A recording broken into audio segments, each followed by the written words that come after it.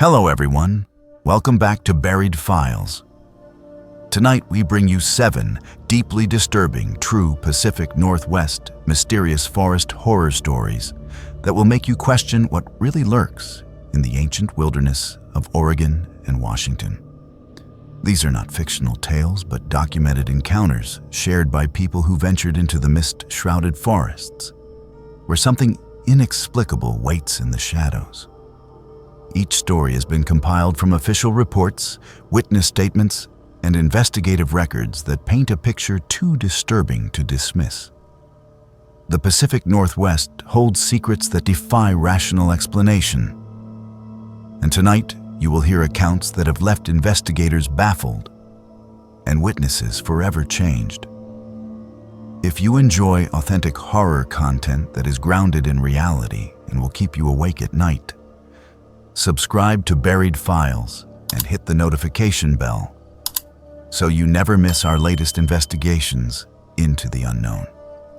After you listen to these chilling accounts, we want to hear from you in the comments below about your own encounters with the unexplained. Now, settle in as we explore the darkness that dwells in the forests of the Pacific Northwest. Jack had been a park ranger in Oregon's Cascade Range for nearly 8 years. And in that time, he had learned to read the forest like most people read a newspaper. Every broken branch, every displaced rock, every unusual pattern in the undergrowth told him something about what had happened in his territory.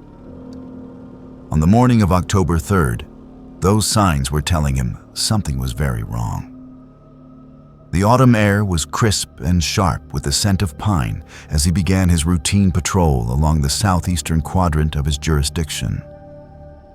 An area that encompassed over 40 square miles of dense forest, rocky terrain, and isolated mountain trails that saw fewer than a dozen hikers per week during the off-season. This was the kind of wilderness where people came to disappear from the world for a while, to find peace and solitude, and where most visitors left nothing behind but footprints and took nothing but photographs. But as Jack rounded a bend in the trail near Clearwater Creek, he spotted something that made him stop in his tracks. An abandoned campsite sat in a small clearing about 30 yards from the main trail, and everything about it was wrong. The tent was still standing, fully erected and properly staked, with the rain fly secured against the morning dew. A portable camping stove sat on a flat rock with a pot of what looked like oatmeal still sitting on the burner. And when Jack approached cautiously and touched the side of the pot, he found it was barely warm, suggesting it had been cooked within the past hour or two. 2 camping chairs were arranged around a circle of stones that contained the remains of a campfire, and a pair of expensive hiking boots sat neatly outside the tent entrance. Jack called out, his voice echoing through the trees, but received no response except the distant cry of a hawk and the rustling of wind through the evergreens.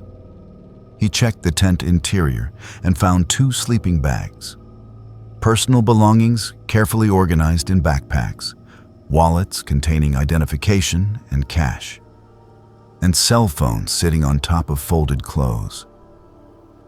Everything valuable was still there, which immediately ruled out theft as a motive for whatever had happened. The identification cards told him the camp belonged to Madison Morgan and Luke Bell, both from Seattle, both in their mid-20s, both reported as experienced hikers according to the permits they had filed with the ranger station 3 days earlier. Jack pulled out his radio and reported the abandoned camp to headquarters, then began a careful examination of the surrounding area. That was when he found the first sign of real trouble. About 15 feet from the camp, heading deeper into the forest and away from any established trail, he discovered a scattered trail of personal items. A fleece jacket lay crumpled against a fallen log. 50 feet beyond that, he found a baseball cap tangled in low brush. Then a water bottle dropped and left where it fell. The cap still on, water still inside. These were not items someone had accidentally lost while hiking. They were items someone had dropped while running or while being dragged. Jack's pulse quickened as he followed the trail of belongings deeper into the woods, moving away from the established paths and into territory that few people ever explored. The forest here was older, darker, with trees so densely packed that the morning sun barely penetrated the canopy above. The undergrowth was thick with ferns and devil's club, and Jack had to push through vegetation that showed clear signs of recent disturbance. Then he saw the blood. It was not much at first, just a smear on the bark of a Douglas fir, about shoulder height on an average person. But as he moved forward, he found more. Droplets on leaves, a larger stain on a moss-covered rock. And then, most disturbing of all, drag marks in the soft earth near a small ravine. 2 parallel lines that suggested something heavy had been pulled across the ground. Jack's hands shook slightly as he reached for his radio again. But when he pressed the transmit button, all he got was static. He checked the device and found it was working properly. But somehow, in this particular section of forest, he was getting no signal at all. This was unusual because the ranger radios were specifically designed to work in remote areas, using repeater towers positioned throughout the mountain range. He tried his cell phone with the same result. No signal, no connection, nothing. The silence of the forest suddenly seemed oppressive, and Jack became acutely aware that he was alone, miles from the nearest road, following what appeared to be evidence of a violent crime into increasingly isolated terrain. He made a decision that probably saved his life. Instead of continuing forward, he would mark his location using GPS coordinates from his handheld device, then return to the campsite and hike back to an area where his radio worked so he could call for backup. But as he turned to retrace his steps, he heard something that froze him in place. A voice, weak and terrified, calling out from somewhere ahead. It was a female voice, and she was saying one word over and over again. Help. Jack abandoned his plan to retreat and pushed forward through the undergrowth, moving as quickly as the terrain would allow, following the sound of that desperate voice. He found her about 200 yards from where he had last seen blood, hidden inside a large hollow log that had fallen years ago and was slowly being reclaimed by the forest. Madison was curled into a ball, her clothes torn and muddy, her face streaked with tears and scratches from running through brush. Her eyes were wild with fear, and when she first saw Jack, she screamed and tried to push herself further back into the log until he identified himself as a park ranger and showed her his badge and uniform. Getting her out of the log and calmed down enough to speak coherently took nearly 15 minutes, and what she told him turned his blood cold. She and Luke had been sleeping in their tent when something woke them just before dawn. At first, they thought it might be an animal, maybe a bear investigating their camp. So Luke had unzipped the tent to look outside. Madison said she heard him say something. She could not remember what. And then there was a sound, like someone hitting something solid, a dull thud, and Luke made a choking noise. She scrambled out of her sleeping bag and looked outside to see a figure dragging Luke away from the tent by his feet, pulling him into the forest. The figure was human. She was certain of that. But in the dim pre-dawn light, she could not make out any details except that it was large, probably male, and wearing dark clothing. Madison had grabbed her jacket and started to follow, screaming at the person to stop. And that was when the figure had dropped Luke's legs and started running toward her instead. She had run. She did not remember dropping her jacket or her hat or anything else. She just remembered crashing through the forest in blind panic, branches tearing at her skin and clothes, her lungs burning, and behind her, the sound of someone giving chase. She had run until her legs gave out, and then she had found the hollow log and crawled inside, pulling dead leaves and forest debris in behind her to hide. She had been there for hours, listening to footsteps moving through the area around her, stopping occasionally as if the person was searching, then moving on. She had stayed silent even when she heard Jack calling out earlier because she was too terrified to determine if the voice was friendly or a trick. Jack asked her if she had any idea where Luke might be now, and Madison shook her head, fresh tears streaming down her face. She said she thought he was dead because the sound he had made when he was hit was awful, and she had seen blood on his head when the figure was dragging him. Jack knew he had to get Madison to safety and bring in law enforcement immediately. But he also knew that if Luke was injured somewhere in this forest, every minute counted. He made the difficult decision to get Madison moving toward an area where his radio would work. And as they walked, he kept his eyes scanning the forest around them, looking for any sign of movement, any indication they were being watched. The walk back to the abandoned campsite took 45 minutes because Madison was exhausted and injured, her ankles swollen from twisting it during her panicked flight through the forest. When they finally reached the camp, Jack tried his radio again and found it was working. He immediately called for emergency backup, requesting both law enforcement and search and rescue teams. And he reported a possible homicide in progress. The response was swift. Within an hour, the forest was swarming with sheriff's deputies, search and rescue volunteers, and additional park rangers with tracking dogs. Jack led a team of 3 deputies back to the area where he had found Madison. And from there, they followed the drag marks he had discovered earlier. The trail led to a steep ravine where a small creek ran through moss-covered rocks. And there, partially concealed beneath a pile of dead branches and forest debris, they found Luke. He was dead. The cause of death appeared to be blunt force trauma to the head. And based on the condition of the body and the surrounding evidence, he had been killed quickly and then hidden. But what made the discovery even more disturbing was what the deputies found approximately 50 yards downstream. Another pile of branches, deliberately arranged to conceal something, and beneath it, another body. This one was older, probably dead for several weeks, based on the state of decomposition. And it was identified through personal effects as belonging to a hiker who had been reported missing 6 weeks earlier. His name was Anthony Bailey, and he had been hiking alone when he disappeared without a trace. The investigation expanded rapidly.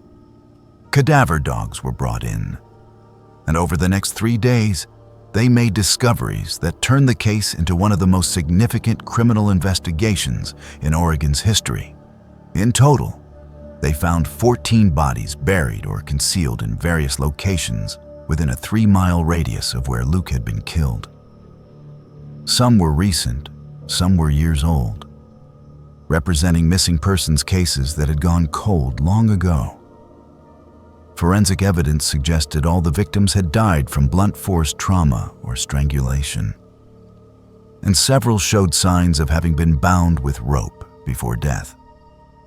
The killer had been using this section of forest as a dumping ground for what investigators estimated was at least a decade, possibly longer.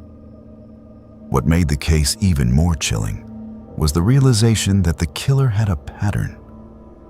Almost all the victims had been camping alone or in pairs in remote areas of the forest, far from established campgrounds, in locations where they could be attacked without anyone hearing their screams.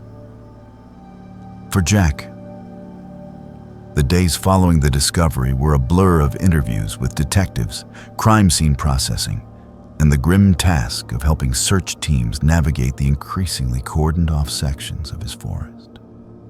He learned details he wished he did not know about how the killer had operated, the careful way evidence had been concealed, the planning that went into selecting victims who would not be immediately missed.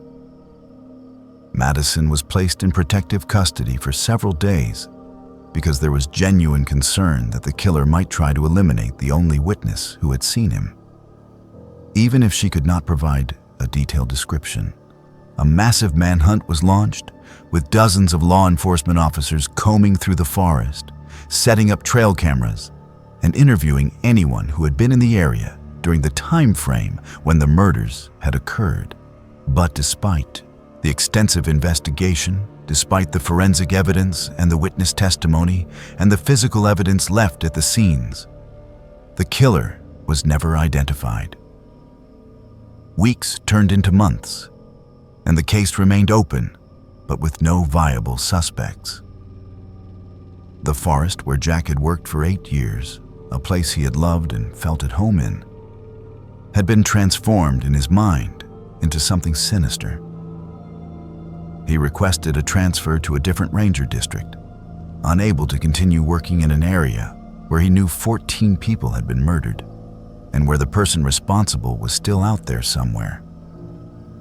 Madison, he learned through follow-up reports, had left Washington entirely, moving across the country to live with family in North Carolina, unable to cope with the trauma of what she had experienced and witnessed. She would spend years in therapy, dealing with survivor's guilt and post-traumatic stress, haunted by the memory of watching Luke being dragged into the darkness, and by the knowledge that she had been unable to save him. The case file remained open, marked as an active investigation. But as years passed with no new leads, it gradually moved to the cold case division. Jack heard updates occasionally through law enforcement contacts he had maintained. But there was never anything substantial. No arrests, no credible suspects, no closure for the families of the 14 victims whose bodies had been found, or for the families of others who were still missing and might never be found. Jack transferred to a ranger station in a different state, tried to rebuild his career and his peace of mind. But he never quite succeeded in leaving that October morning behind. He still had nightmares sometimes about walking through that dark section of forest, about finding the drag marks and the blood, about the sound of Madison's terrified voice calling for help from inside that hollow log. And he thought often about the killer, still out there somewhere, potentially still active, still hunting in forests where rangers like him worked alone and hikers ventured into the wilderness believing they were safe. The Pacific Northwest is vast, with millions of acres of forest where a person could disappear and never be found. And somewhere in that wilderness, a killer had learned how to exploit that isolation to deadly effect, leaving behind a mystery that remains unsolved to this day. Layla had been working as a wildlife biologist for the Washington State Department of Fish and Wildlife for just over 3 years when she was assigned to a nocturnal animal study in the Gifford-Pinchot National Forest. The project was straightforward in concept, but challenging in execution. She needed to set up audio recording equipment in multiple locations throughout a designated research area to track owl populations, monitor their hunting patterns, and document their territorial calls throughout the breeding season. The work required her to spend extended periods alone in the forest, often camping for 5 to 7 days at a stretch in remote areas, far from established trails or campgrounds. Layla had always been comfortable in wilderness settings. She had grown up camping with her family in various national forests across the Pacific Northwest, and her graduate studies had taken her into some of the most isolated terrain in North America. The solitude did not bother her, and she had developed the kind of practical wilderness skills that made solo fieldwork manageable rather than dangerous. Her assigned research area was located in the southern section of Gifford Pinchot, a region known for its old-growth forest, steep ravines, and limited human access. During her initial site survey and equipment setup, she had spoken briefly with a ranger who mentioned, almost casually, that the local indigenous tribes considered certain sections of this forest to be spiritually significant and traditionally avoided specific areas entirely. The ranger had laughed a bit awkwardly when sharing this information, as if unsure whether it was appropriate to mention such things in a professional context. And Layla had filed the information away as interesting cultural background, but nothing that directly affected her research protocols. She should have paid more attention. On her third night in the field, working from a base camp she had established near a small creek, Layla reviewed the audio recordings her equipment had captured over the previous 48 hours. She sat in her tent with her laptop, headphones on, listening to hours of forest sounds compressed into manageable segments by software that identified and flagged potential owl vocalizations. Most of what she heard was exactly what she expected. The rustle of wind through evergreen branches, the occasional crack of a branch, the distant sound of water moving over rocks, the calls of various owl species, each distinct and identifiable. But approximately 3 hours into her review, she heard something that made her stop the playback and rewind to listen again. It was a voice. Not an animal sound that might be interpreted as voice-like, but an actual human voice, faint and distant, seeming to call out a single word. She increased the volume and isolated the audio segment, listening to it repeatedly. The voice was calling a name, and the name it was calling was hers. Layla. The sound was stretched and distorted, as if the recording equipment had somehow captured it at the wrong speed. But it was unmistakably her name, pronounced with 2 syllables. Layla, in a tone that seemed almost questioning, as if someone was searching for her in the darkness. Layla checked the timestamp on the recording. The audio had been captured at 2:47 in the morning, during a period when she had been asleep in her tent, miles away from the nearest established trail, in an area where no other researchers or hikers were scheduled to be working. She examined the equipment specifications and settings, wondering if there was some technical explanation for what she was hearing. Perhaps radio interference from a distant source, or some kind of audio artifact created by the recording process itself. But the equipment was designed specifically for field research, with filters to eliminate electronic interference, and the voice did not sound like radio transmission. It sounded like someone standing in the forest, calling out into the night. She told herself it was probably nothing. Sound traveled in strange ways through dense forest, especially at night, when temperature inversions and humidity could carry noises for miles.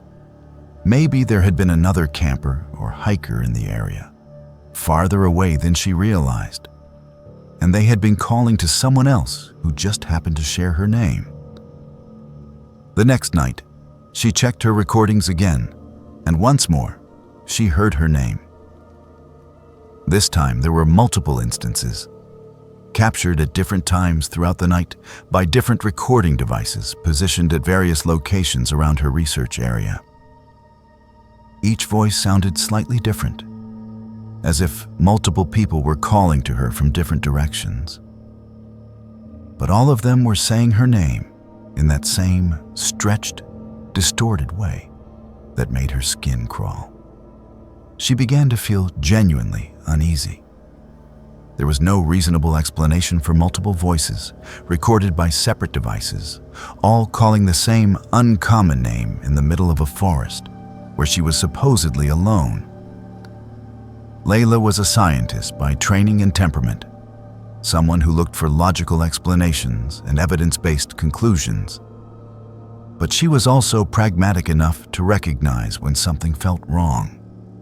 This felt wrong. On the fourth night of her field session, the situation escalated from unsettling to frightening.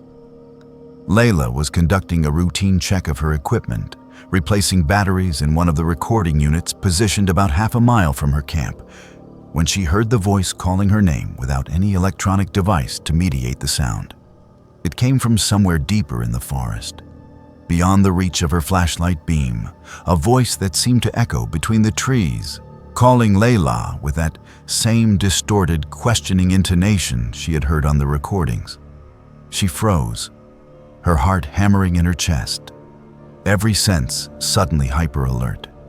She called out, asking if anyone was there, identifying herself as a researcher working in the area. The only response was silence. And then, after perhaps 30 seconds, the voice called again, this time from a different direction. Layla made a decision that probably saved her life, or at least her sanity. She abandoned the equipment she had been servicing and walked quickly back toward her camp. Not quite running, but moving fast, her flashlight beam bouncing ahead of her on the narrow trail. Behind her, she heard the voice calling again, and then again, always from a slightly different location, as if whatever was producing the sound was moving through the forest parallel to her path. When she reached her camp, she climbed into her tent and sealed the entrance, suddenly feeling very vulnerable and very alone. She tried to rationalize what was happening. Maybe someone was playing a prank on her, though that seemed absurdly elaborate for a joke. Maybe she was experiencing some kind of auditory hallucination brought on by stress or isolation, though she had never had any mental health issues and had spent plenty of time alone in wilderness settings without incident. Maybe there was an animal in the area that could mimic human speech, though no species native to the Pacific Northwest had that capability. None of her explanations felt adequate, and as she lay in her sleeping bag, trying to calm her racing thoughts, she realized she could still hear the voice, faintly, calling her name from somewhere outside the tent. Then her equipment started malfunctioning. The batteries in her flashlight died, even though she had replaced them that morning with fresh ones from a sealed package. Her GPS unit powered off and would not restart.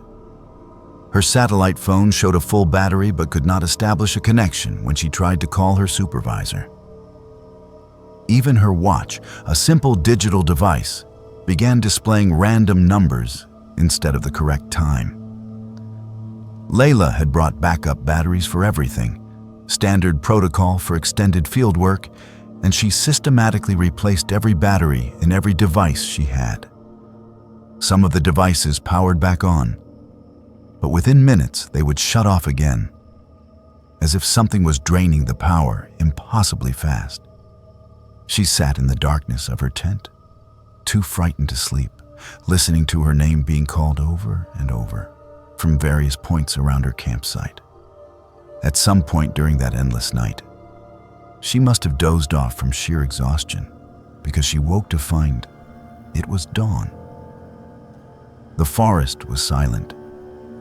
The oppressive feeling of being watched had lifted. Her equipment was functioning normally again. She checked the recordings from the night before and found that every single device had captured the same thing. Hours of her name being called, in multiple voices, from impossible directions, with no other sounds to provide context or explanation. She also discovered something that made her blood run cold. According to the GPS, timestamps on her various devices, she had lost approximately 2 hours. Her memory of the night was continuous, with no gaps. But the timeline showed a period from just after midnight until nearly 2:30 in the morning where no recordings existed and no device logs showed any activity, as if she and all her equipment had simply ceased to exist for that period of time. Worse than the lost time was what happened next. When she went to check on the recording device she had been servicing when she first heard the voices, the device she had abandoned in her panic to return to camp, she found that it was not where she had left it. She remembered the exact location, a distinctive spot where a fallen log created a natural acoustic chamber that would enhance owl calls from the surrounding area. She returned to that location and found nothing. The device was gone, along with its mounting hardware, the camouflage netting she had used to conceal it, and the bright yellow marker tape she had tied to a nearby branch to help her locate the spot. She expanded her search, thinking perhaps she had confused the location in her frightened state the night before, but found no trace of the equipment anywhere within a reasonable radius. It was as if someone or something had deliberately removed every trace that she had ever been there. Even more disturbing, when she looked for her own footprints from the night before, the trail she had followed in her rush back to camp, she found something that should not have been possible. Her footprints were there, clearly visible in the soft earth and scattered pine needles, but alongside them was another set of prints. They were not animal tracks, and they were not human boot prints. They were human-shaped, but wrong somehow. Too long and too narrow, with marks that suggested bare feet rather than shoes, and they paralleled her trail for several hundred yards before vanishing completely near a rocky outcropping. That was when Layla decided to end her field session immediately, days ahead of schedule.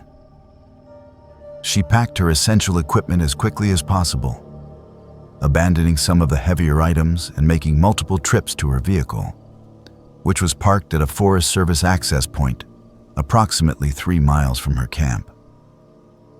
With each trip, she felt an overwhelming urge to keep looking over her shoulder, and several times she could have sworn she saw movement in her peripheral vision, shapes that seemed to vanish when she turned to look directly at them. The hike out was the longest 3 miles of her life.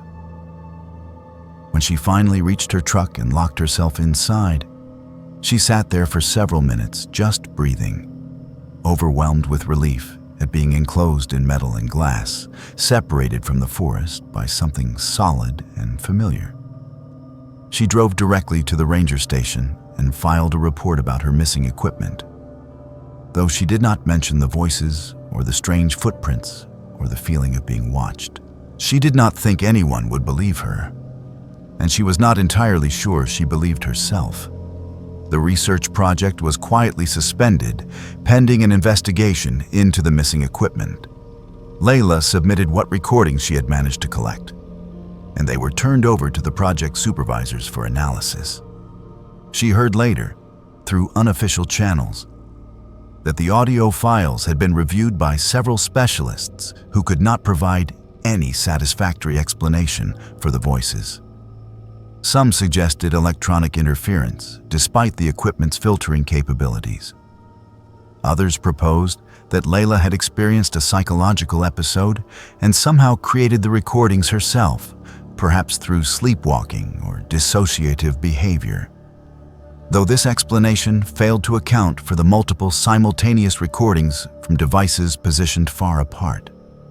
One analyst who examined the audio files noted that the voices, when filtered and analyzed for phonetic structure, appeared to be speaking in a language or dialect that did not match any currently known indigenous language from the Pacific Northwest region, but showed structural similarities to several extinct languages documented by anthropologists in the early 20th century.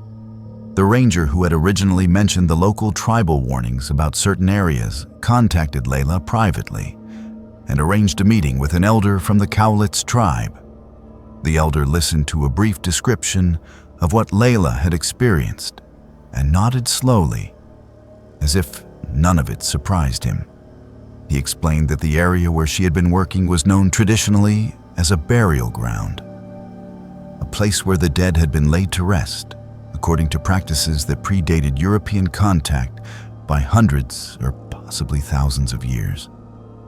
The land was considered sacred and forbidden, not because it was evil, but because the spirits there were active and did not welcome intrusion from the living.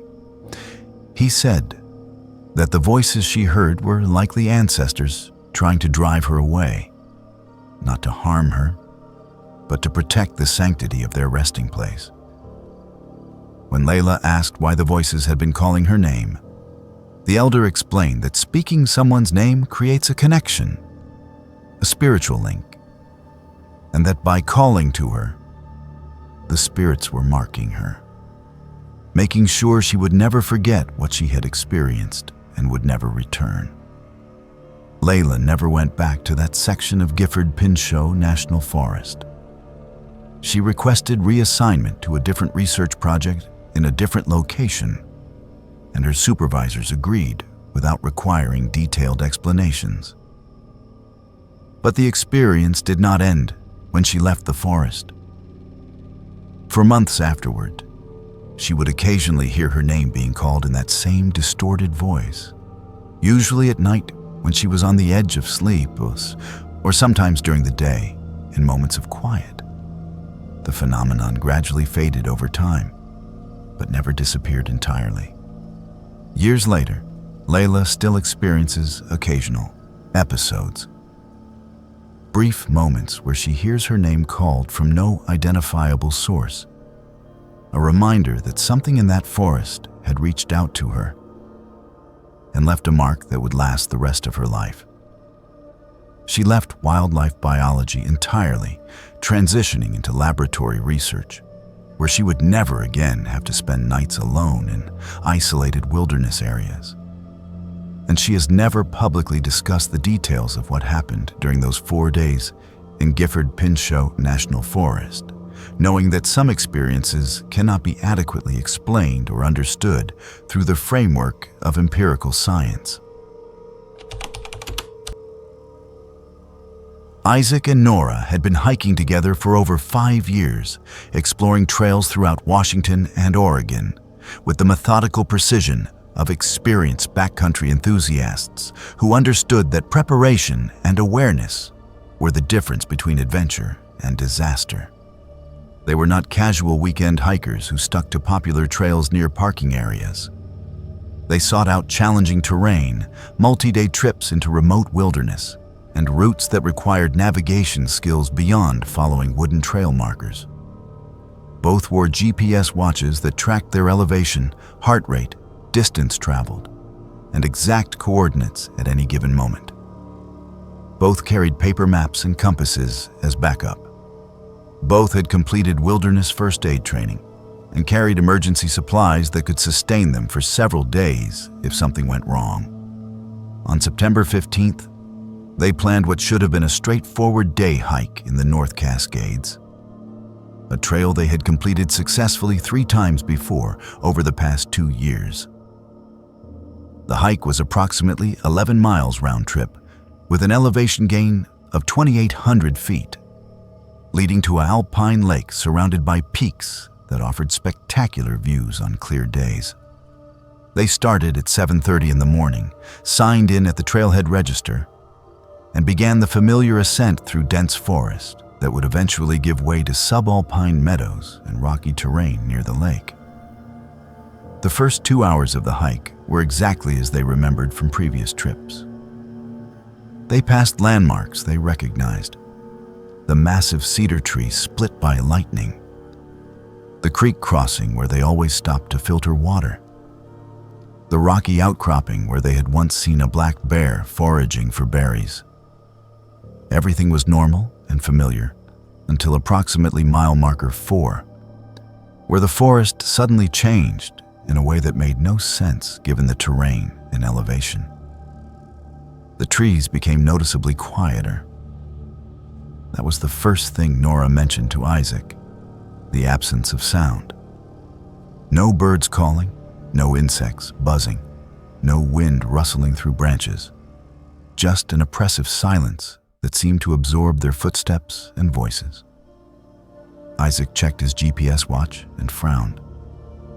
According to the device, they were no longer on the trail they had been following. The coordinates showed them as being nearly 3 miles west of where they should have been, in an area that their map indicated was dense, unmarked forest with no established trails. But they were still standing on a clear trail, following markers that looked identical to the ones they had been seeing all morning. They stopped and compared their watches. Both devices showed the same impossible location. Both showed the correct date, but displayed a time that was wrong. According to their watches, it was now 11:45 in the morning. But that could not be correct, because they had checked the time less than 20 minutes earlier at the creek crossing, and it had been 9:30. Even accounting for the difficulty of the terrain, there was no way they had hiked for over 2 hours in what felt like 20 minutes. Isaac suggested that perhaps their watches had malfunctioned simultaneously, some kind of software glitch or magnetic interference from the geology of the area. They tried to rationalize the situation, but both of them felt an increasing sense of unease that went beyond mere confusion about their location. They decided to turn back, to retrace their steps to the last point where they knew their location had been accurate. But when they turned around, the trail behind them looked different. The landmarks they had passed were gone. The split cedar tree was nowhere in sight. The creek where they had filtered water was not where it should have been. The trail itself seemed to wind through terrain they did not recognize, even though they had been walking through this exact area moments before. Nora pulled out the paper map and compass, attempting to orient themselves without relying on the GPS devices that were clearly providing inaccurate information. But the compass behaved strangely, the needle spinning slowly without settling on a consistent direction, as if magnetic north had become unstable or irrelevant. They started walking in what they believed was the direction back to the trailhead, using the angle of the sun and their general sense of the terrain to guide them. Neither of them wanted to acknowledge how frightened they were becoming. They were experienced hikers who had dealt with getting temporarily lost before, who had navigated in poor visibility and challenging conditions. But this was different. This felt fundamentally wrong in a way that neither could fully articulate. After what felt like an hour of walking, though their watches now showed only 15 minutes had passed, they emerged from the forest into an area they did not recognize at all. They were standing at the edge of a large clearing that should not have existed anywhere near their planned route. The clearing was roughly circular, perhaps 200 feet in diameter, and the ground was bare earth with no vegetation except for strange patterns of dead grass that formed lines and shapes that looked almost deliberate. In the center of the clearing was a cluster of rocks arranged in a way that seemed too geometric to be natural. Isaac and Nora stood at the tree line, both of them instinctively reluctant to enter the clearing. And that was when they noticed their skin. On their exposed arms and the backs of their hands were marks they had not had before. Small, circular burns, each about the size of a quarter, raised and red as if they had been touched by something very hot. The marks were not painful, but they were definitely new, and neither Isaac nor Nora had any memory of how they had gotten them. Isaac looked at his watch again and saw something that made his stomach drop. The time display now showed 2:15 in the afternoon.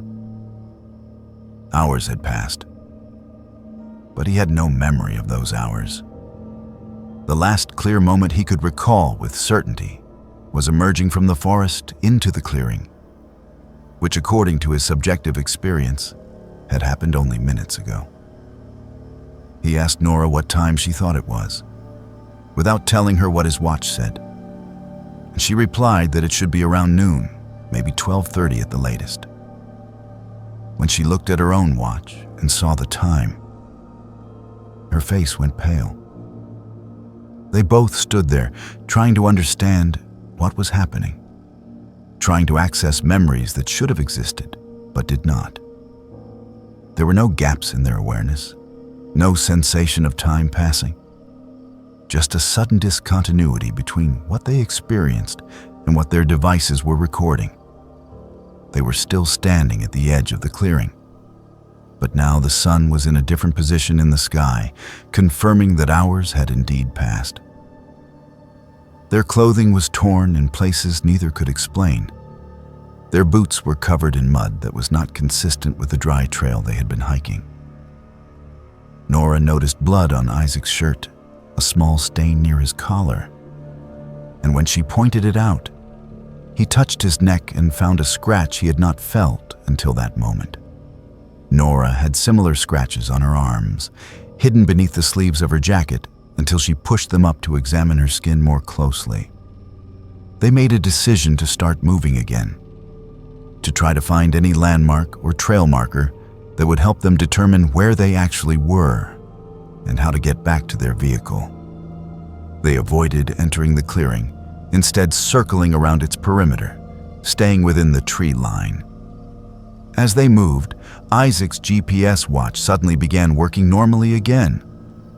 The coordinates it displayed now made sense, showing them as being approximately 15 miles from the trailhead, far beyond the endpoint of their planned hike, in an area that should have taken them all day to reach at a normal hiking pace.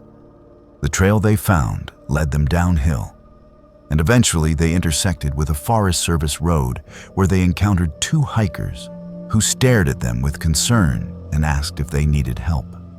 Isaac and Nora must have looked terrible, muddy and scratched and disoriented, because the hikers immediately offered water and asked if they were injured. They learned from these hikers that they were on the opposite side of the mountain range from where they had started, having somehow traveled in a direction perpendicular to their intended route. The hikers drove them back to the ranger station, where their vehicle was parked, a journey that took over an hour by truck on Forest Service roads. At the ranger station, they filed a report about getting lost, though they did not mention the missing hours or the strange clearing or the burns on their skin. They told the rangers they had become disoriented and must have taken a wrong turn, a plausible explanation that was accepted without question. But privately, both Isaac and Nora knew that what had happened to them could not be explained by simple navigational error. They were examined at a hospital the following day at Nora's insistence, and the doctor who looked at the circular burns on their skin ordered additional tests, including a scan to check for radiation exposure. The results showed elevated levels of radiation, not enough to cause immediate health concerns, but definitely abnormal and inconsistent with natural environmental exposure. The case was noted in their medical records, and somehow the information reached researchers who had been documenting unusual incidents in the North Cascades region. Isaac and Nora learned that they were not the first hikers to report missing time, unexplained injuries, and memory gaps in that particular area. Over the past 30 years, at least a dozen similar cases had been documented, all sharing common elements. Experienced hikers on familiar trails, sudden disorientation, GPS and compass malfunctions, hours of missing time with no conscious memory, unexplained physical marks on the body. The Forest Service had no official explanation for these incidents, but the area remained open to public access with standard warnings about wilderness hazards. Isaac and Nora never hiked in the North Cascades again. both of them profoundly disturbed by the experience and by the knowledge that something had happened to them that they could not remember or understand. The burns on their skin faded slowly over several months, leaving faint scars that they carry to this day, permanent reminders of the hours that vanished and the questions that will never be answered. Dylan had taken the fire lookout position for practical reasons rather than romantic ones. The job paid reasonably well for 6 weeks of work, provided free housing in the form of a small cabin mounted on a tower platform, and required minimal qualifications beyond the ability to tolerate extended solitude and maintain vigilance for signs of wildfire. He was 24 years old, recently graduated with a degree in environmental science, and struggling to find permanent employment in his field. The lookout position in Washington's Mount Baker Snoqualmie National Forest seemed like an ideal way to earn money, while gaining experience in wilderness management and building his resume with tangible forestry work. The training had been straightforward. He learned to use the Fire Finder, a circular map with crosshairs that allowed him to pinpoint the exact location of smoke sightings. He learned the radio protocols for reporting potential fires to the district office. He learned basic weather observation and how to maintain the solar panels and batteries that powered his communications equipment, and the small refrigerator that kept his food from spoiling. The ranger who conducted his training had been matter-of-fact about the challenges of the position. The isolation could be psychologically difficult for some people. The weather could turn hostile with little warning, bringing storms that would rock the entire tower structure and test his nerve. The days could be monotonously identical, with nothing happening for weeks at a time, which created its own kind of mental strain. But the ranger had not mentioned anything unusual about this particular tower, and Dylan had no reason to expect anything beyond the normal challenges of lookout work.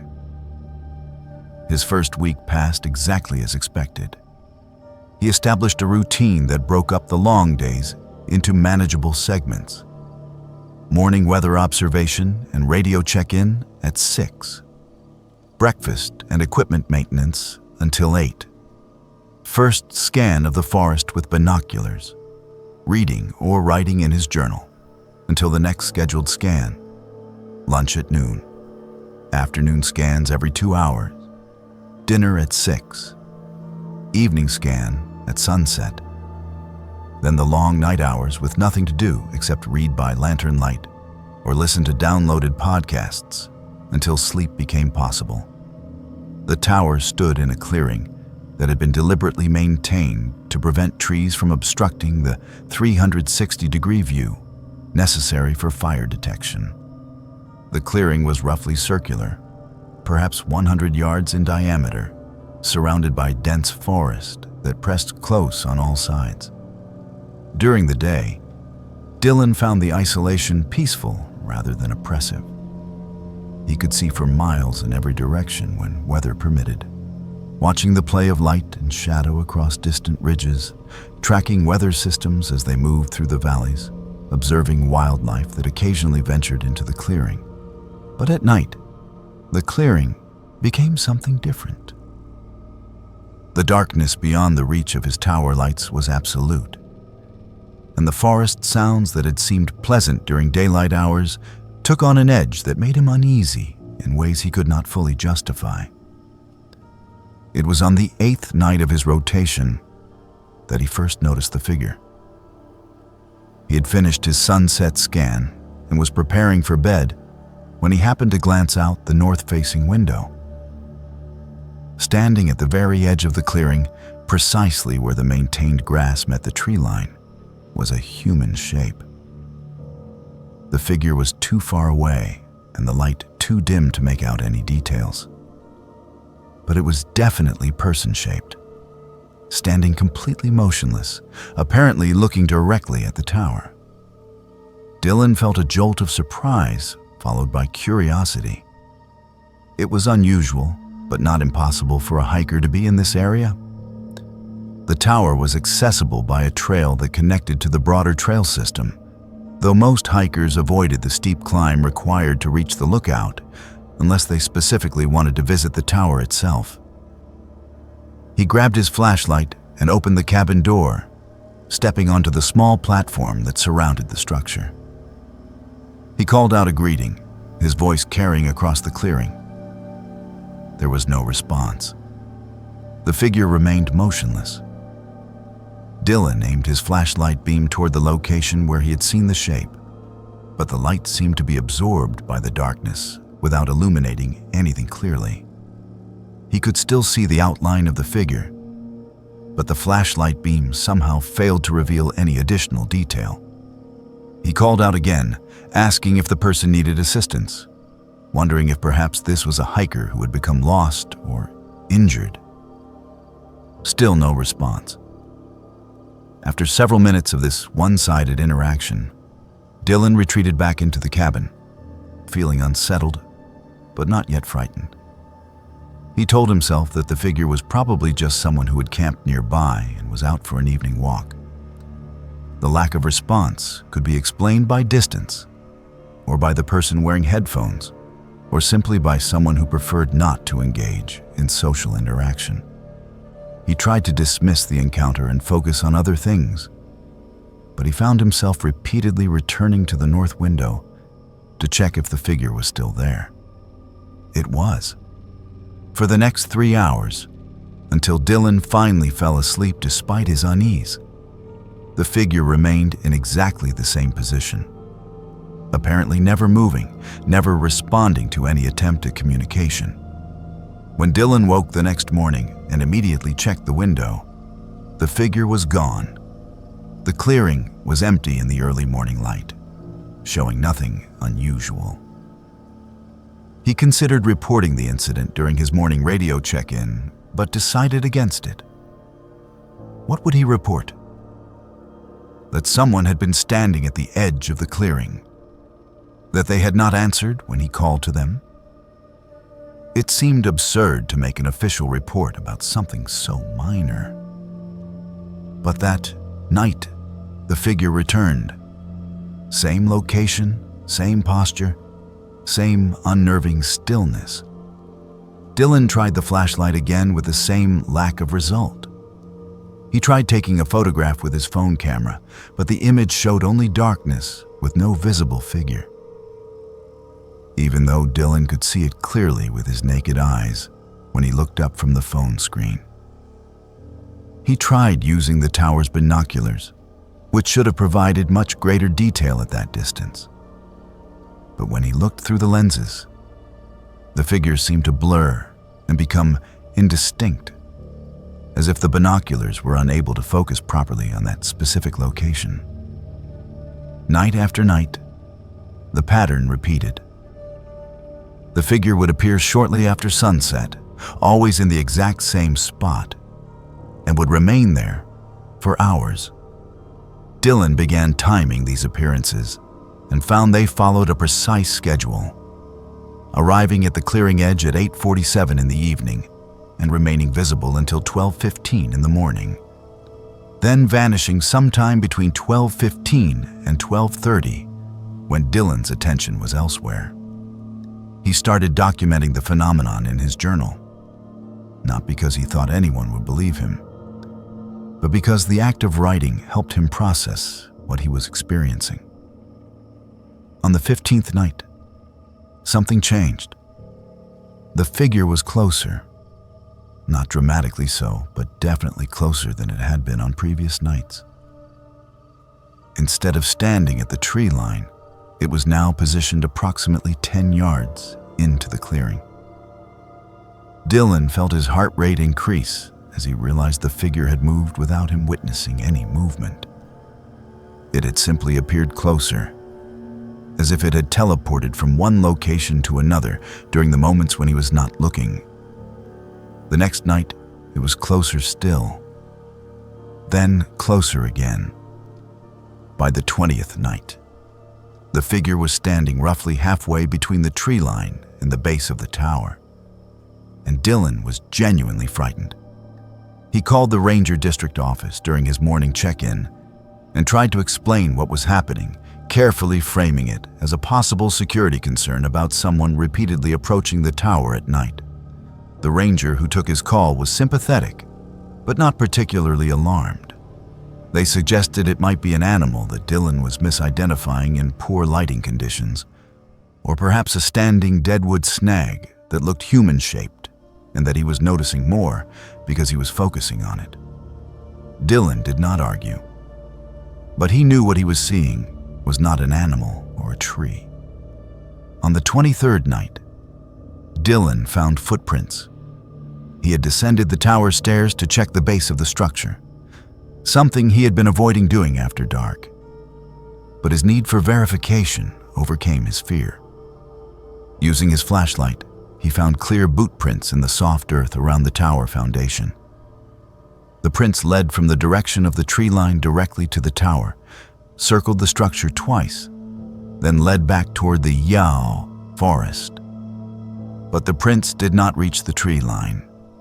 They simply ended in the middle of the clearing, as if the person making them had vanished into thin air or had been picked up and carried away. Dylan climbed back up to the cabin and locked the door, suddenly very aware of how vulnerable he was. The tower was designed to keep him safe from wildlife and weather, not from human intruders. The walls were thin. The door had a basic lock that could be forced easily. The windows did not lock at all, designed to open wide for maximum visibility during fire watch operations.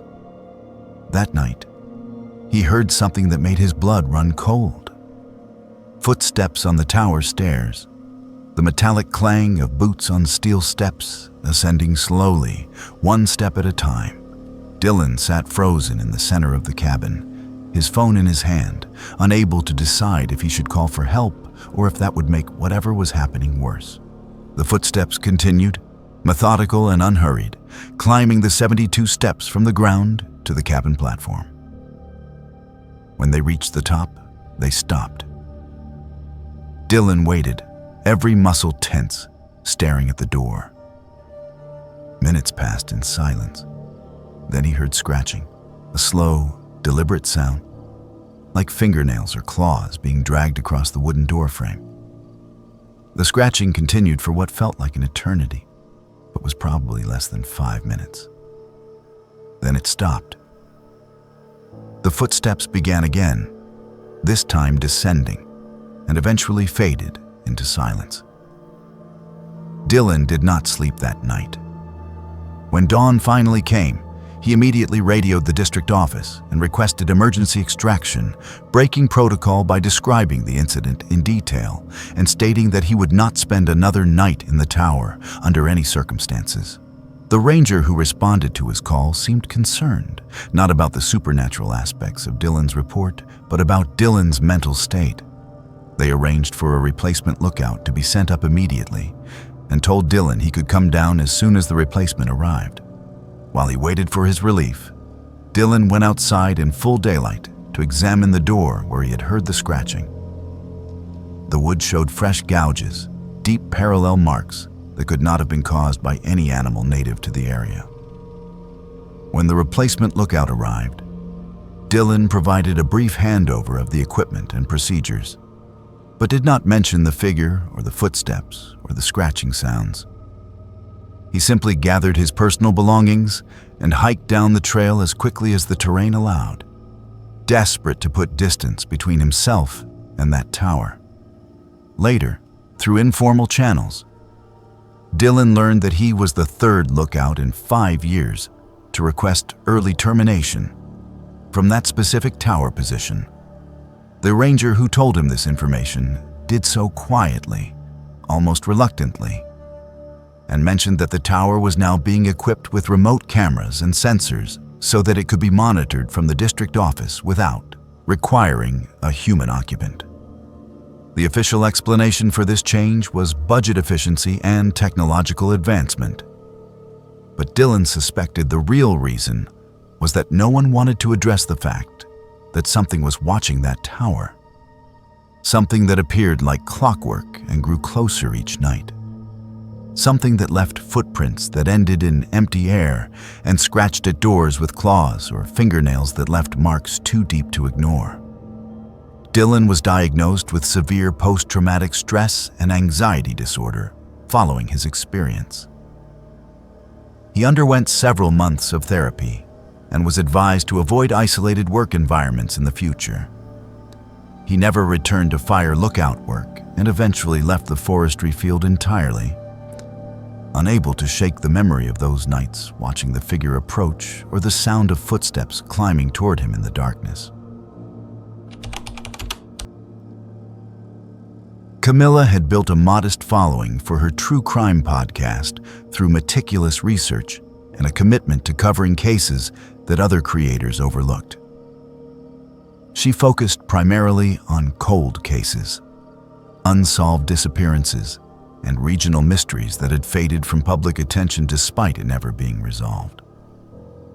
Her latest project had drawn her to the Oregon forests south of Portland, where a cluster of disappearances over the past 15 years had formed a pattern that she found deeply troubling. 8 hikers had vanished from a specific area spanning roughly 5 miles of mountainous terrain. All had been hiking alone. All had disappeared during daylight hours. All had been experienced outdoors, people who knew the risks and carried appropriate safety equipment. None of their bodies had ever been found. And in several cases, not even their backpacks or personal effects had been recovered. The local sheriff's department had investigated each case individually, but had never officially connected them as part of a larger pattern. Camilla believed the pattern was impossible to ignore and deserved closer examination. She spent 2 weeks conducting preliminary research, interviewing family members of the missing hikers, reviewing police reports, and studying topographical maps of the area. What emerged was a picture that made her increasingly uneasy. The disappearances occurred in a remarkably consistent time frame, with victims vanishing in September or October of years that followed a 3-year cycle. The last disappearance had been 3 years ago, which meant that according to the pattern, this year marked the next potential incident. Camilla was aware of the risks involved in visiting the location where people had disappeared, but she was also confident in her abilities as a researcher and her understanding of wilderness safety. She planned a careful expedition, filing detailed trip reports with multiple people, bringing satellite communication equipment, and scheduling regular check-ins with her podcast producer. She would spend 2 days hiking through the area, recording audio for her episode, documenting the locations where victims were last seen, and attempting to understand what about this particular section of forest might contribute to the disappearances. The first day of her investigation passed without incident. She hiked established trails, took extensive notes, recorded ambient audio and narration for her podcast, and documented the terrain with photographs and video. The forest was beautiful in a way that felt almost aggressive, with massive Douglas firs blocking out much of the sunlight and creating a perpetual twilight atmosphere even during midday. The undergrowth was dense with ferns and salal, making off-trail travel difficult. She could understand how someone might become disoriented here, but that explanation felt insufficient for explaining 8 disappearances of experienced hikers over 15 years. On her second day, she decided to explore an unmarked trail that one of the family members had mentioned during an interview. According to this family member, their missing relative had been interested in finding an old logging road that supposedly connected to the area. A road that no longer appeared on any official maps, but that locals insisted still existed somewhere in the forest. Camilla found the trail after nearly an hour of searching. It was overgrown and barely visible, marked only by slight indentations in the forest floor and occasional breaks in the undergrowth that suggested a path had once existed here. She followed it for approximately 20 minutes, moving slowly and carefully, her GPS unit tracking her progress and confirming she was still within the general area where disappearances had occurred. The trail led her to a ravine she had not seen marked on any of her maps. A steep-sided depression in the terrain with a small creek running through the bottom. The descent into the ravine was treacherous, requiring her to use trees and exposed roots as handholds. And she made the decision that she would explore the ravine floor for only 30 minutes before returning to safer terrain. What she found at the bottom changed everything. Scattered among the rocks and fallen leaves were personal items. A water bottle with a faded Seattle sports team logo. A hiking boot that looked relatively new despite being partially buried in forest debris. A torn piece of fabric that might have been from a backpack or jacket. Most disturbing was a wallet, water-damaged but still containing identification cards and credit cards belonging to one of the missing hikers. Camilla documented everything with photographs, careful not to disturb what was clearly evidence of some kind. She was in the process of marking GPS coordinates when she noticed something else. Structures, if that was the right word, built from forest materials. They were small, perhaps 2 feet tall, made from carefully arranged bones and branches that had been interwoven in patterns that looked deliberate rather than random. She counted 6 of these structures positioned at irregular intervals along the ravine floor. They reminded her of art installations or ritual markers, and they made her profoundly uncomfortable. She was experienced enough with true crime research to know that some serial killers created markers or monuments at dumping sites, ways of claiming territory or commemorating their actions. But these structures had a quality that seemed older, more primitive, as if they had been built according to traditions that predated modern criminal psychology. She was examining the 3rd structure when she heard movement in the forest above her. Not animal movement, which she had become accustomed to during her hiking, but the deliberate sound of a person moving through undergrowth, branches breaking under weight, footsteps that paused and then continued. Camilla called out, identifying herself as a researcher, but received no response. The movement continued, and she realized with growing alarm that whoever was moving through the forest was circling the ravine, changing position, possibly looking down at her from multiple vantage points along the rim. She made a decision to leave immediately. She scrambled back up the steep side of the ravine, her heart pounding, no longer concerned with documenting evidence or following proper research protocols.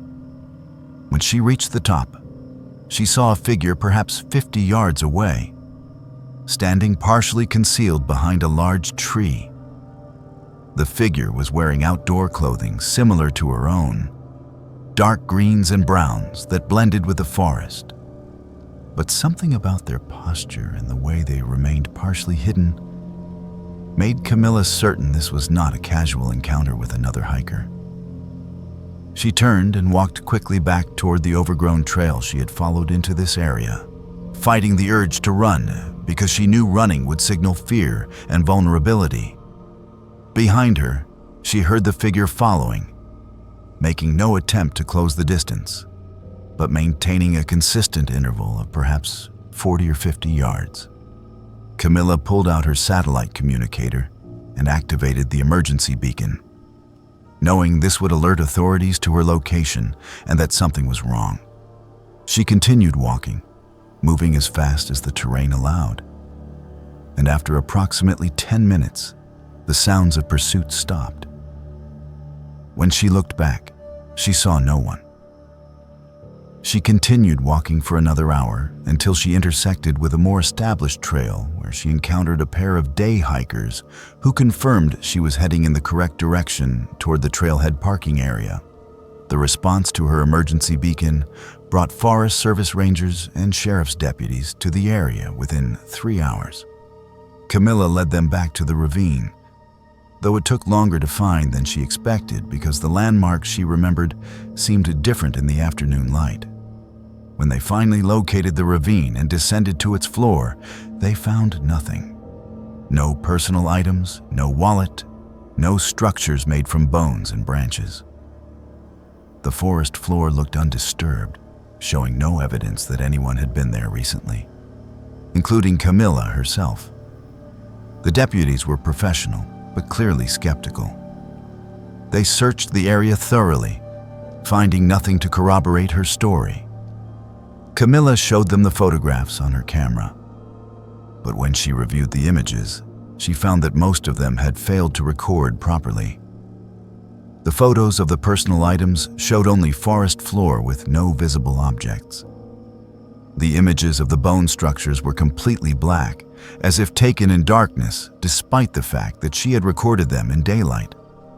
Only her GPS coordinates remained, proving she had been in the location she claimed, but providing no evidence of what she said she had found there. One of the deputies mentioned, almost casually, that this was not the first time someone had reported finding evidence in this area that subsequently vanished. He did not elaborate, but Camilla understood the implication.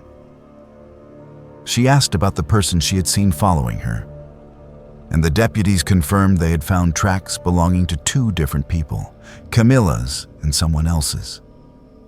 But the other tracks ended abruptly in the middle of the forest, with no explanation for how the person making them had departed.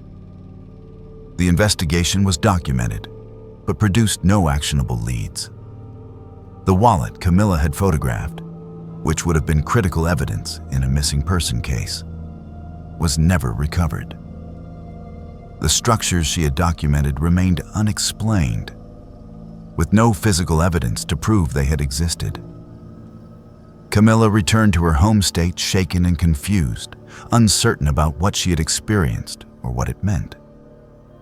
She never released the podcast episode she had been preparing, unable to reconcile her documented research with the impossibility of what had happened in that ravine.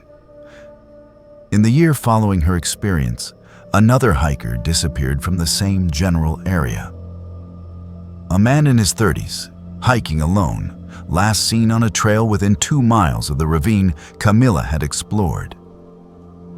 His disappearance matched the 3-year pattern perfectly, occurring in October, exactly on schedule. The case remains unsolved. Camilla has not returned to Oregon and has shifted her podcast focus entirely away from disappearance cases, concentrating instead on solved crimes with clear documentation and verification.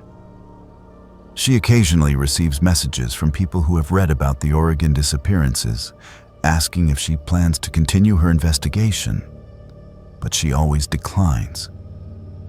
She knows what she found in that ravine, knows that someone or something had been watching her, knows that evidence she documented vanished without explanation. Some stories, she has concluded, are not meant to be told because the telling itself might draw unwanted attention, or because the truth is something that cannot be captured by recording equipment or verified by physical evidence. The forest south of Portland continues to draw hikers who are unaware of the pattern of disappearances, and the area remains officially open despite the unresolved cases. And somewhere in that vast expanse of trees and ravines, questions remain unanswered about what happens to people who venture too deep into places where the boundaries between explanation and mystery become impossible to distinguish. Anthony had worked in the logging industry for 12 years, progressing from equipment operator to crew supervisor through a combination of hard work, practical knowledge, and the kind of steady reliability that employers valued in an industry where safety and efficiency were paramount concerns. His current position with a medium-sized timber company operating in the Oregon Coast Range involved coordinating harvest operations, managing a crew of 15 workers, and ensuring that environmental regulations were followed while still meeting production quotas that determined whether the operation remained profitable. It was demanding work that required balancing competing interests, navigating complex regulations, and making decisions that affected both the company's bottom line and the livelihoods of his crew members. In early November, his team was working a section of forest that had been designated for selective harvest, an area where certain trees could be removed while others were preserved to maintain forest health and comply with sustainability requirements. The marking crew had identified trees approved for cutting, painting bright orange bands around trunks to indicate which specimens could be harvested. Anthony's job was to verify these markings, plan the most efficient sequence for felling and removal, and coordinate the various pieces of heavy equipment that would be necessary to process and transport the timber. On the third day of work in this new section, one of his crew members called him over to examine a massive, old-growth Douglas fir that had been marked for removal. The tree was extraordinary, easily 8 feet in diameter at the base and rising over 200 feet. A specimen that would yield premium lumber and represented significant value. But the crew member was pointing to something else. Carved into the bark, approximately 6 feet up from the ground, were symbols. Not the casual vandalism of initials or graffiti, but deliberate markings that appeared old, weathered by years of exposure. The symbols were geometric patterns that looked vaguely like letters or pictograms, but did not match any alphabet Anthony recognized. The crew member, whose grandfather had worked these same forests decades earlier, explained that local tradition held that trees marked with certain symbols were not to be cut. The exact origins of this tradition were unclear, varying depending on who you asked. But the general consensus was that the marks indicated trees that had spiritual or cultural significance to indigenous groups who had inhabited this region long before European settlement. Anthony had heard similar stories before. Logging in the Pacific Northwest frequently intersected with indigenous cultural sites and traditions, and reputable companies made efforts to identify and avoid such areas. However, these particular marks had not been flagged by the cultural resource surveys conducted before harvest operations began, and the tree itself was on private timber company land, not tribal territory or protected public forest. Anthony documented the symbols with photographs and called his district manager to report the situation. The response he received was not what he expected. The district manager was sympathetic, but made it clear that the company had already invested significant resources in surveying and planning this harvest operation, had obtained all necessary permits, and was under pressure from ownership to meet production targets for the quarter. The tree in question represented nearly $10,000 in immediate value and had been properly marked for harvest according to all legal requirements. If Anthony could find specific legal or regulatory reasons why the tree could not be cut, that would be different. But vague references to local folklore and tradition were not sufficient grounds to leave valuable timber standing. The district manager suggested that Anthony could reach out to local tribal offices if he wanted to pursue the matter further. But he made it clear that any delays in the harvest schedule would need to be justified with concrete evidence of legal violations or cultural resource concerns that had not been addressed in the initial permitting process. Anthony found himself in an uncomfortable position. He personally felt that the marked tree should not be cut, at least not until someone with expertise in indigenous cultural matters could examine the symbols and provide an informed opinion about their significance. But he also understood the economic realities of the industry and the pressure his crew was under to maintain employment in an increasingly uncertain market. He reached out to 2 local tribal offices, leaving detailed messages describing the symbols and providing photograph attachments, but received no immediate responses. After 3 days of waiting, during which his crew continued working on other trees in the area while the marked old growth remained standing, he received instructions from company leadership to proceed with the harvest. The decision had been made at a level above his authority, and his job was to implement it safely and efficiently.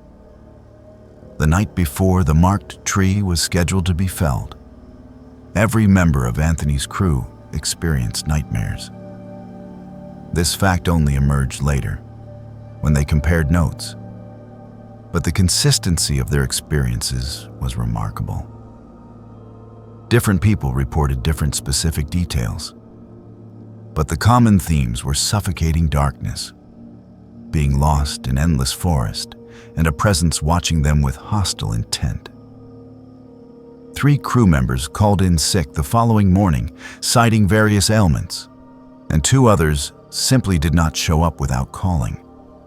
Anthony himself had barely slept, troubled by dreams he could not quite remember, but that left him with a persistent sense of dread. The remaining crew members were nervous and distracted, and Anthony had to deliver what amounted to a motivational speech about professional responsibility and the importance of following established safety protocols, regardless of personal feelings or superstitions. The felling operation itself was plagued with problems from the beginning. The chainsaw operator reported that his equipment kept stalling, despite having been serviced and maintained according to standard procedures just days earlier. When a backup saw was brought in, it experienced the same issues. Electronic ignition systems failed repeatedly.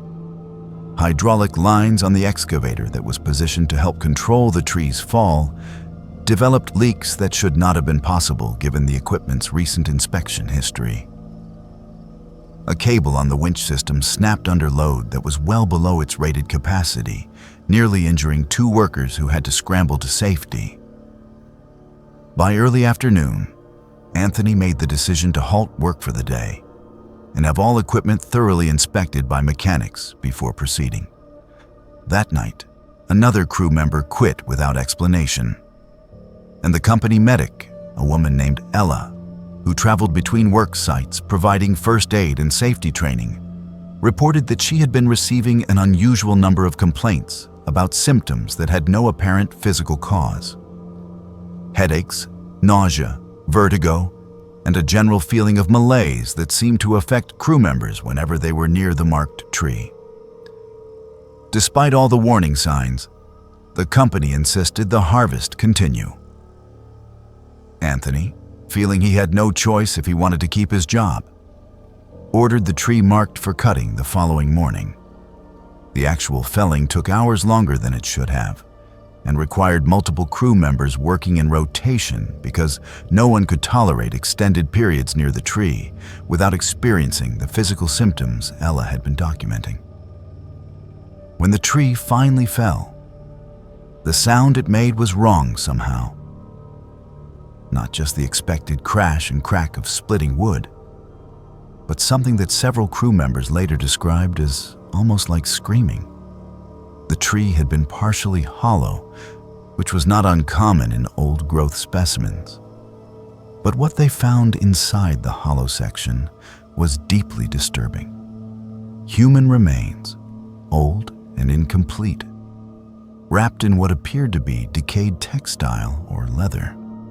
Alongside the remains were objects that Ella immediately recognized from her background in anthropology as indigenous ritual items, including carved bone implements, shell beads, and fragments of what might have been ceremonial regalia. Work stopped immediately, and law enforcement and state cultural resource officials were called to the site. The remains were carefully extracted and documented, and preliminary analysis suggested they were several hundred years old, potentially representing a burial practice that predated European contact in the region. The tree itself had apparently been selected as a burial site because of the natural hollow in its trunk, and the symbols carved on the exterior were markers indicating the tree's sacred status. Anthony and his crew had, despite their best intentions and in ignorance of the full cultural significance, desecrated what amounted to a gravesite. The psychological impact on the crew was immediate and severe.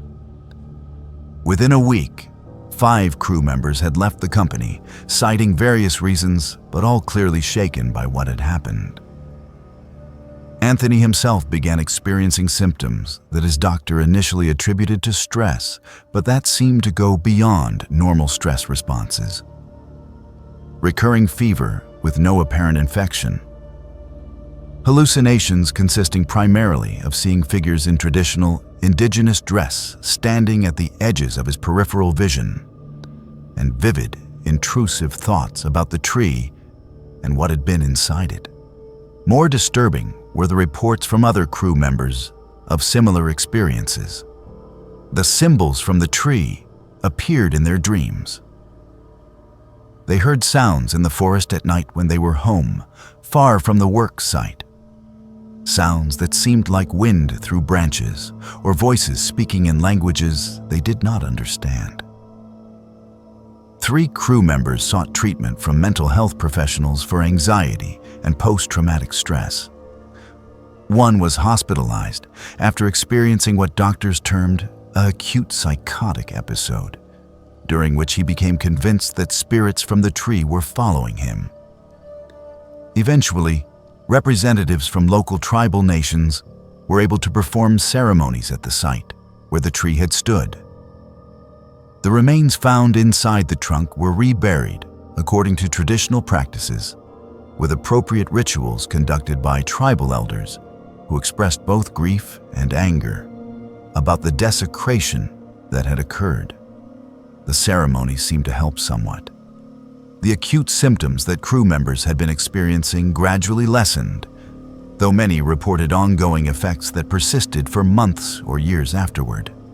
The logging company relocated its operations to a different area and designated the section where the marked tree had stood as permanently off-limits for harvest, establishing it as a cultural resource protection zone. Anthony eventually transferred to a different company in a different state, unable to continue working in forests, where he had to constantly worry about repeating the mistake he had made. Years later, he still experiences periodic nightmares about the tree, and still occasionally sees figures in his peripheral vision that vanish when he turns to look directly at them. The tree stump, despite being dead wood that should have dried and decayed according to normal processes, continues to weep dark sap whenever it rains. An ongoing phenomenon that has been photographed and documented by researchers, but never adequately explained. The area surrounding the stump has been avoided by wildlife, showing none of the usual signs of animal activity that would be expected in a forest environment, as if creatures instinctively recognize that something about that location is wrong. Local indigenous communities continue to maintain the site, performing periodic ceremonies and ensuring that the mistakes made during that November harvest operation are not repeated. While the story of the hollow tree serves as a reminder that some boundaries should never be crossed, and some warnings should never be ignored, regardless of economic pressures or legal technicalities. Luke checked his equipment and confirmed that the recording had captured the entire event. He also noted his own physical state, documenting the symptoms he was experiencing. Nausea, mild vertigo, a persistent feeling of anxiety that seemed disproportionate to the situation. He packed his gear quickly and hiked back to the trailhead, eager to return to his studio where he could analyze the recording properly. That evening, working in his home studio with professional audio analysis software, Luke examined the recording in detail. What he found was genuinely puzzling. The sound existed primarily in a frequency range between 15 and 35 hertz, below the normal range of human hearing, but within the range that humans can perceive as vibration, and that can cause physical discomfort. This frequency range was sometimes called infrasound, and it was known to produce feelings of unease, nausea, and even hallucinations in sensitive individuals. But the unusual aspect was not the frequency itself, but the pattern and source. The sound showed characteristics that did not match any natural phenomenon Luke was familiar with. It was too regular to be wind or geological activity, but too complex to be machinery or human-made equipment. The waveform displayed patterns that suggested some kind of interference between multiple sources, as if several different generators of sound were operating simultaneously and creating complex interactions. Luke shared the recording with colleagues in the audio engineering community, and their analysis confirmed his observations while adding more questions. One colleague noted that the fundamental frequency shifted slightly during the recording in a way that suggested the source was moving. But the Doppler effect was wrong for any known moving object. Another colleague identified harmonic overtones that should not exist if the sound was being produced by mechanical means. The recording began circulating online, shared through audio forums and paranormal investigation groups. Hundreds of people downloaded it and listened, and that was when things became seriously concerning. Multiple listeners reported experiencing severe, adverse reactions to the recording. Headaches that persisted for hours, vivid nightmares featuring themes of being lost in forests or pursued by unseen presences. In 3 cases, people reported experiencing panic attacks while listening to the audio, something that seemed extreme given that the sound itself was not particularly loud or jarring when played through normal speakers. One listener claimed to have suffered a seizure, though medical evaluation could not establish a definitive connection to the audio file.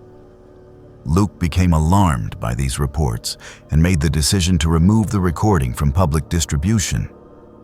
But by that time, it had been downloaded and shared widely enough that copies continued to circulate beyond his control. Researchers from Oregon State University became interested in the phenomenon and organized a formal investigation. A team including acoustic specialists, geologists, and psychologists traveled to the Mount Hood area with sophisticated recording equipment and scientific protocols for documenting any unusual sounds. They established a base camp and spent 5 days conducting measurements at various locations within the region where reports had been concentrated. On the 3rd day, they recorded the sound. Their equipment captured data that largely confirmed what Luke had documented, but they also gathered additional information. Seismic monitoring showed no unusual ground vibrations that might explain the sound. Atmospheric measurements showed no unusual weather conditions. Electronic equipment that might have been generating interference was ruled out through systematic testing. The research team was left with high-quality recordings of a phenomenon they could not explain. Analysis of the research team's data revealed something that increased the mystery rather than solving it. The sound appeared to originate from multiple points simultaneously, as if sources were distributed throughout the forest rather than emanating from a single location. Triangulation attempts using multiple recording devices produced impossible results, suggesting the sound was either being reflected in ways that defied normal acoustic behavior, or was somehow being generated from within the forest canopy and ground simultaneously. More concerning was a finding from the psychological assessment component of the study. Team members who were exposed to the sound directly in the field showed measurable changes in brain activity patterns, particularly in regions associated with fear response and spatial orientation. These changes persisted for hours after exposure, and in some cases were accompanied by reported experiences of mild hallucinations or intrusive thoughts.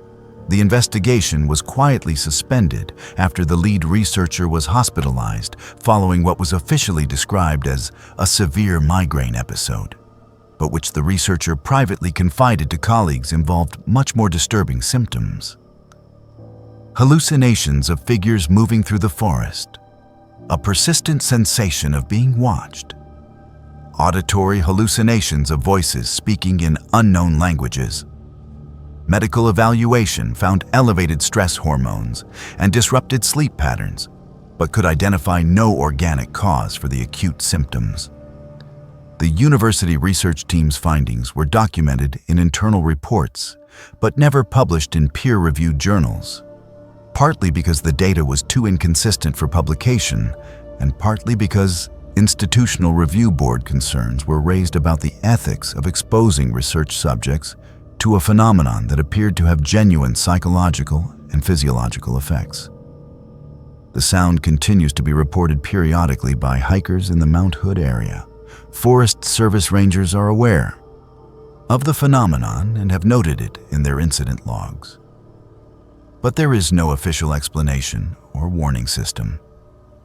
The area remains open to public access with standard wilderness warnings, but no specific mention of acoustic anomalies. Luke deleted all copies of his recording from his personal archives after learning about the adverse effects other people experienced, and he has refused multiple requests to recreate or redistribute the audio. He suffered from recurring nightmares for several months after his initial encounter with the sound, dreams that always featured the forest and always included a presence he could sense but never fully see. These nightmares have diminished over time, but have never completely stopped. Attempts to locate and identify the source of the sound have failed repeatedly. Investigators who have spent extended periods in the area hoping to document the phenomenon have come away frustrated, as the sound appears and disappears according to no predictable schedule. When it does occur, it defies the normal rules of acoustic propagation, seeming to exist everywhere and nowhere simultaneously. Indigenous groups from the region, when asked about the phenomenon, have generally declined to comment publicly, though one tribal elder mentioned privately that certain areas of the forest have always been considered spiritually active, and that sounds without apparent sources have been part of oral tradition for generations. The elders suggested that some boundaries exist for reasons that Western science is not equipped to understand, and that perhaps some mysteries are not meant to be solved, but rather respected. The phenomenon remains officially unexplained. The recordings that exist are studied occasionally by researchers interested in anomalous acoustic events, but no consensus has emerged about what might be generating the sound or why it produces such consistent physiological and psychological effects on those who experience it. Hikers continue to report encounters, and the online hiking community continues to debate whether the phenomenon is natural, artificial, or something else entirely. Luke refuses to discuss his experience in detail beyond acknowledging that it happened, and that he regrets having shared the recording publicly. The forest around Mount Hood maintains its secrets, and somewhere in those ancient stands of Douglas fir and mountain hemlock, a sound continues to pulse through the air and ground, waiting for the next person who will hear it and wonder what it means and where it comes from and why it creates such profound unease in everyone who experiences it.